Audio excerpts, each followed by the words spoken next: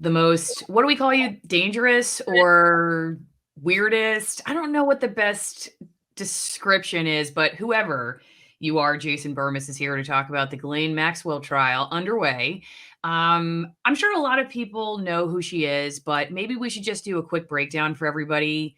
Uh, how is she related to Jeffrey Epstein? Take it away, Jason. Yeah, so if you look at Ghislaine Maxwell, number one, she comes from a very well-established family. Her father was Robert Maxwell, who was a media mogul, owned the Mirror. He was out in the UK and big, but actually was a Mossad asset. And we'll get into that later. Heavily connected to intelligence. In fact, many of his children are still out there in organizations that are influential, like the World Economic Forum and otherwise, right? So they're still all around. But Ghislaine happened to be his favorite daughter, to the point where the boat he was on when he died was named the Lady Ghislaine. And we're not quite sure whether Robert had a heart attack and fell over the boat, or maybe there was something else going on. It's never been clear. There are those that think that he was murdered. But she comes from this family, and somewhere in what seems to be the 80s, she hooks up with a guy named Jeffrey Epstein. Now, they're pseudo dating, but if you look at this relationship, obviously, when we get to the dark child abuse stuff, it goes beyond like a swinging lifestyle. But some of the revelations, for instance, that have come out about Ghislaine Maxwell and who she was sleeping with through these periods of time include Bill Clinton. That's also out there. That one of the things she didn't want out in these documents, that she had slept with Bill Clinton. So they apparently, were dating at some time, but she was kind of in charge of getting the girls for Epstein and whoever he would then pimp them out to. And she would do this in kind of a pyramid scheme type way, find some earners, some older girls, maybe the ones that were 16 or 17, and could convince the 13 and 14-year-olds. Sarah Callan, that would be one of the women that's named as one of those people. I believe Nadia Marcinkova would be another one in those ranks. And right now in this trial, the only person that's named is Annie Farmer. Okay. The other Jane Does are Jane Does 1 through 4. And let me do a mea culpa. Apologize on the air to my audience. I got that wrong. I didn't realize that Annie Farmer was actually testifying, and that is significant. And we'll get into why in a moment.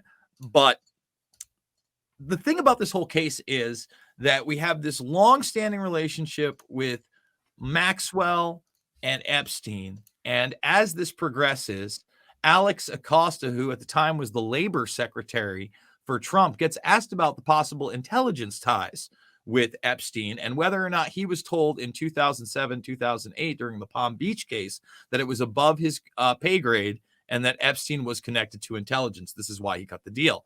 Now, he never denied that. And I think it was the next day or 2 days later, he had to resign with Trump by his side. Okay. And the reason I'm bringing this up is because the intelligentsia aspect is really the important one to me. It has all the earmarks of not only Israeli, but more than likely European and American intelligence. There's never really been any kind of resolution with that. And the other thing is, when you look at Annie Farmer, okay, and Maria Farmer, Annie was basically molested by Epstein all the way back in the late 90s as a child.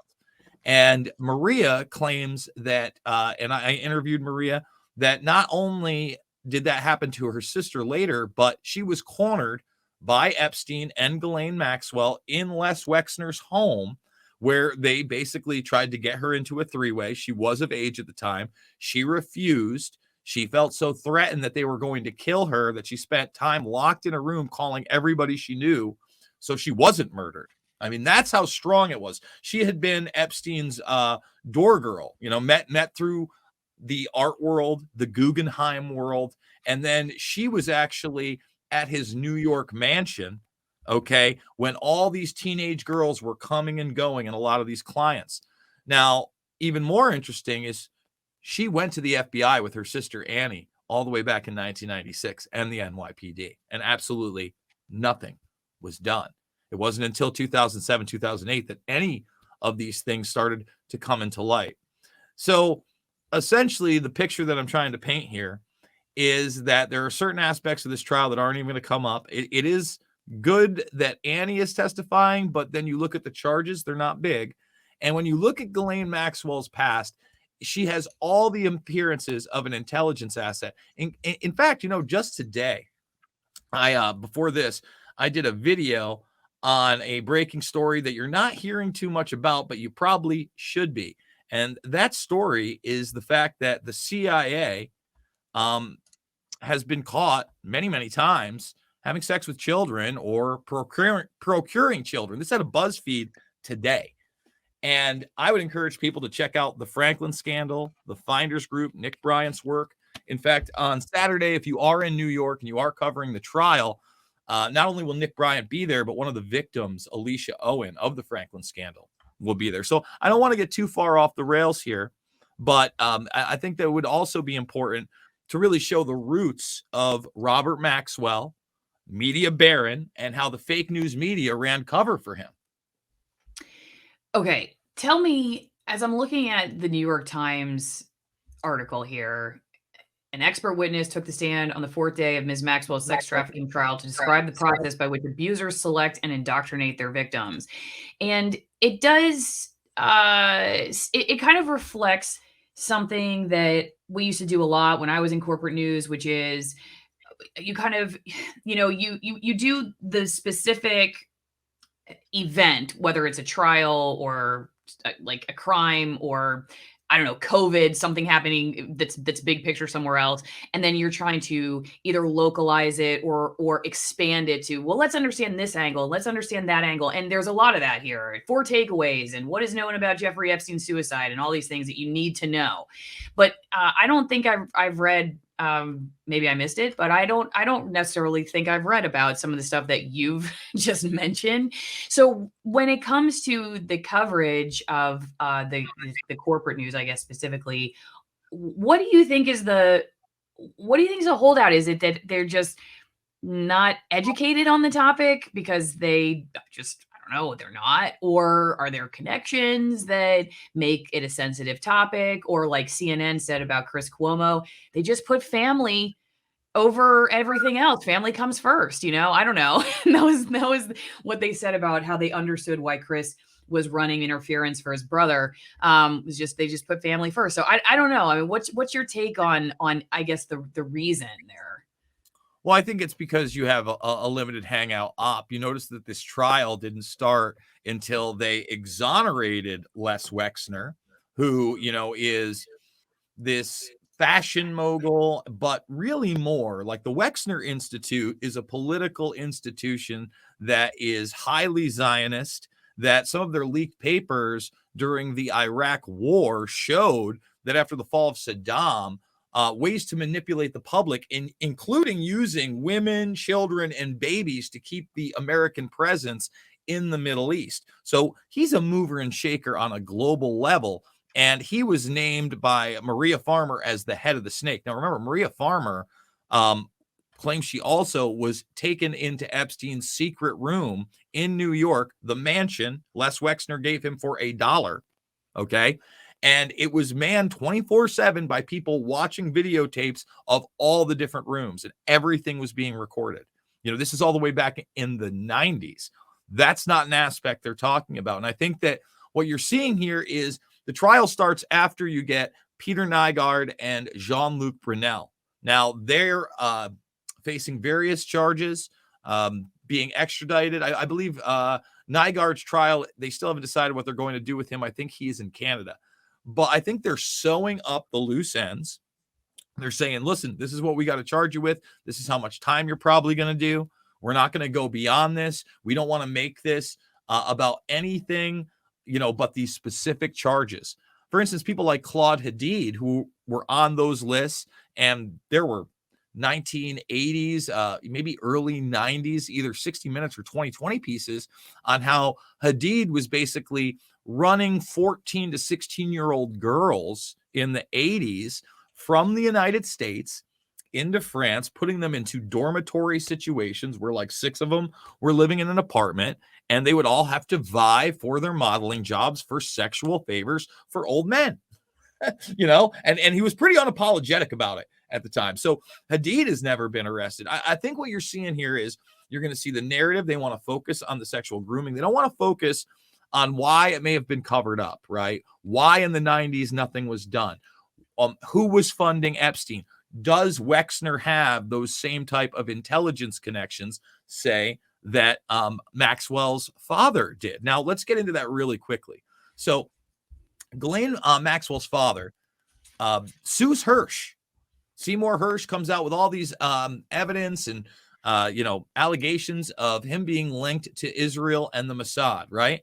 And notice the way they frame this. This is 1991. Newspapers, Hirsch hoaxed over claim of new evidence on Maxwell Israel link. So the AP is running cover. They know that this claim might not be true. So they just say the newspapers are saying it.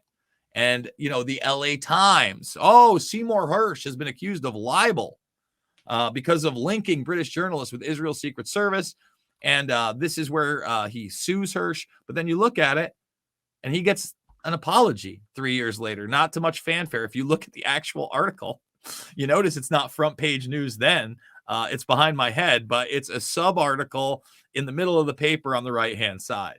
Oh, he gets an apology for libel because everything he said was true. So the intelligence aspects, the fact that when they got into Epstein's safe after he was arrested in New York, they found a passport where he had a Saudi Arabian identity. It hadn't been used for years. It was processed in Austria. All these things are going to be completely obfuscated if discussed at all. And that is a huge, huge issue, because if our central intelligence agencies, if our FBI, if our three-letter agencies, our intelligentsia, if you will, are running children, not only should we know about it, we should prosecute those involved and completely reconstruct those organizations. Before we get to the rest of this video, don't forget you can support my work with a great gift idea for the holidays, and there are two options to toast free speech while you watch my videos. The first is AllisonWinePromo.com. That's Allison with 1L winepromo.com. You get 50% off some of my favorite Malbecs from the high altitude regions of Argentina. They use no flavoring, no filtering, no dyes, and no excess chemicals. And not only do you get 50% off the wine itself, but you get 50% off shipping. Now, if you'd like your holiday toast to free speech to be over a hot cup of coffee, or actually a cold brew Caturra tea, which is tea made from the coffee fruits, check out my other sponsor, TwinEngineCoffee.com/Allison, TwinEngineCoffee.com/Allison. These are high altitude, shade grown, USDA certified organic Nicaraguan roasts. And the founder and CEO of the company lives right there in Nicaragua, where they grow, harvest, and roast the coffee. So wherever you are this holiday season, definitely check out my sponsors and toast to free speech. Does that kind of stuff happen where you're like, hey, let's argue this out and make it seem, like this is the safe space that we're willing to argue within, but we're not going to go there? Allison, one of the prosecutors is James Comey's daughter. Okay. One of the main prosecutors is James Comey's daughter. Hold on. I'm not even done. The judge in the case is an acolyte of Dershowitz. There's pictures of them together. They've worked together for years. And she's also in the sister sorority of Skull and Bones, Quill and Dagger. Yes. Yes, 100%. This trial, to me, has a fixed outcome, is a show trial at best. I do not see many revelations coming out that I have not discussed in previous videos in the past 3 to 5 years, period. I don't see that happening. I see some confirmation and maybe a few details here and there, but I do not see a wide-ranging investigation. I do not see honesty. I instead see what appears to be almost a Harvey Weinstein situation. And again, Weinstein in pictures with Ghislaine Maxwell and Jeffrey Epstein. Weinstein now accused of several underage girls. I believe at the time of his New York sentencing, or his sentencing during his first case, there was one girl who was an accuser at 16 that had basically said that she gave him like a naked lap dance and that type of thing. But we've had others come out. He got 20 plus years. I didn't see that coming. I did not think they were going to burn that guy that way. And I just feel like looking at this situation, looking at Brunel getting arrested, looking at Nygaard being arrested, and then looking at Wexner not being arrested and instead exonerated, they've chosen who they're going to burn and how much they're going to burn them. And, maybe, Ghislaine Maxwell has a little bit of hope and her lawyers are telling her one thing and this is as far as it's going to go. But have you ever seen, I think is it Michael Clayton? It's either Michael Clayton or Sirianni. It's Sirianni. I think it's one of those Clooney movies, right? And at one point, one of the Justice Department lawyers goes behind the scenes and they all get in a room and he's like, look, man, we got to charge you with something. He's like, you're going to do 3 to 5, but we're not going to go hard. We're not going to talk about this. And this is basically the outline. And then it plays out like that. And unfortunately, that's the real world. We don't live in, this cookie cutter environment where there's equal justice for equal crimes, where there's equal exposure for equal crimes. I think, again, this year has shown that more than anything. The media distortion of reality has never, ever been this amplified. And you got to remember, Allison, this is a case that the media has known about for 14 years. And every so often you get that one reporter that's like, I had it all. I had it all, Allison, and they didn't want to do anything about it. Let me give you another great example about how the media so did not want to talk about this. Okay. What you're looking at here is the most prolific author in the country. Okay. The most popular author in the country then and now, James Patterson. Now, at the time, James Patterson, as far as I know, had never done anything other than fiction. Okay. Patterson got interested in the Epstein case because he lived in the Palm Beach area and it was in the local press and he couldn't believe it was happening. So Patterson puts out this book in 2016, bestseller on everything. All of his books, 4.5 stars, all over the place. Look how many views that has. It's 2,000. There was almost no press on this book. When I went to get it years ago, I think I found out about in 2017, it had a 3-star review, 3 out of 5. People were actively trying to suppress this book, and it had a lot of great information in it. And by the way, didn't have a lot of the intelligence information in it, if at all, anything on the intelligence stuff. But it did have a lot of the Trump information in it before anybody else was talking about it. And I kind of used that as my guide to, combat the QAnon nonsense crowd that said, again, secret people on message boards with Bill Barr going to take down the deep state, Allison. It's going to happen. We're going to do it. But that's not reality either. How do you sift through the all the different pony trails you could go down? Because it feels like you could get really mired in false information, but you don't want to leave a path unturned because it could take you somewhere. So how do you separate fact from fiction? Somebody trying to do that? Oh boy, I do my best to source everything I'm talking about. And just as we discussed here, when I say the New York Post reported that Bill Barr may have been there and they used a source, I say that. I don't go, Bill Barr was there. You know what I mean? Something like this is always really good. So the Franklin scandal is actually a follow-up book. This is not the original book on the Franklin affair. And that's the Franklin cover-up by John DeCamp, who was a state senator. Now, this guy comes in, Nick Bryant. He's still an author today. And he wants to disprove John DeCamp because he says this is just too wild. John DeCamp's book is very thick, but there's not a huge bibliography of where all this information is coming from. So he goes in and he finds even more information that corroborates it. And when you read this book, at the very end, towards the end, this is the thick one. All of this, Allison, all of this are the police reports and the FBI documents that are cited. Okay. So I'm not just taking some, I'm like, the last 100 pages of this thing are the actual handwritten or typed police reports. And then you go and you take that information and you put it up against something that you can search. Google's still a pretty good tool if you know how to use it. And you say, wow, look what this person's involved. You got to take chunks. You got to have discernment. But, we were talking about the CIA and sex abuse And just that story, you hear about that story today, Allison? Is that going to be covered by Don Lemon? Is that going to be covered by Sean Hannity? That the CIA is committing That's sex crimes involving children? No, it's yeah. not. It's not going to be there. They're And not that going to book, have their CIA analyst on to talk about that probably. well, we're talking about like out of the 10 people, only one was prosecuted. A lot of it's still classified as 3,600 page document. One of these people literally sexual contact with a 2 and 6 year old. And if we want to talk about legit CIA whistleblowers, I mentioned this on my video earlier today. John Kiriakou, who blew the whistle on waterboarding and torture at black sites and was treated like a true whistleblower. He wasn't given a rollout like the Facebook whistleblower. He wasn't given time before the Senate and Congress to tell us all about it. Instead, they went after him, they ruined his life, and they put him in jail. And in a forum after he did his prison time for, exposing crimes of our intelligentsia, he gets asked a question about what they do for their assets. And he says, look, if you're asked by one of your assets for a kid, they don't like men, they don't like women, they want a kid, you get them that kid. They're your asset. They're giving you good information and intel.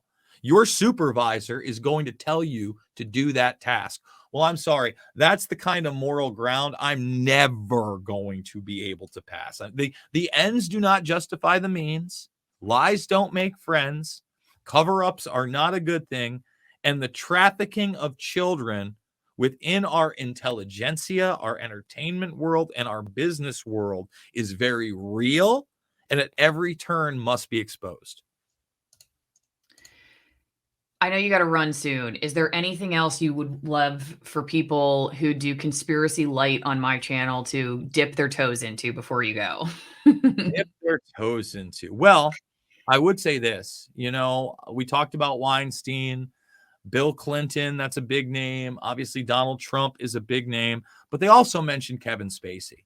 And Kevin Spacey, as a lot of people know, has been enthralled in all these different sex scandals. When he was first outed by an actor in, at the time, a new Star Trek spinoff about basically Kevin Spacey trying to have sex with him and ply him with alcohol when he was 16 years old. It was Kevin Spacey's coming out party. It wasn't Kevin Spacey tried to molest a teenager and then Vulture did a follow-up with another underage teenager that said Spacey abused him. No. It was Kevin Spacey's gay.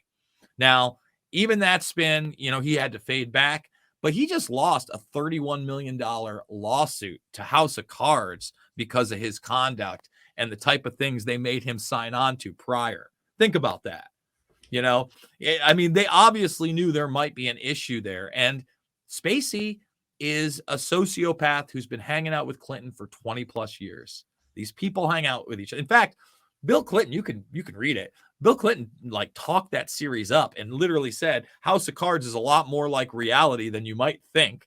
Okay. And we're talking about a 20 plus year relationship with Spacey. Spacey, if you look at that character, Spacey and his wife are obviously a parody of the Clintons.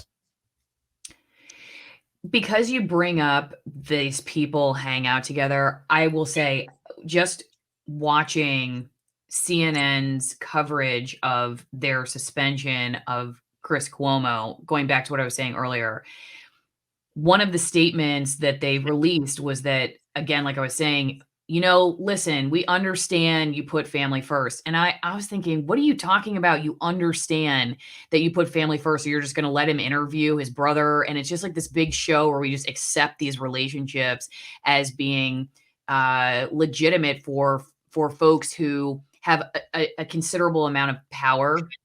And like you said, they all just know each other. But the weirder thing is that they accept that, that they think that's totally normal. Like the fact that CNN not only thinks that, but was publishing, they thought that was a good message there to just say family first, just family first.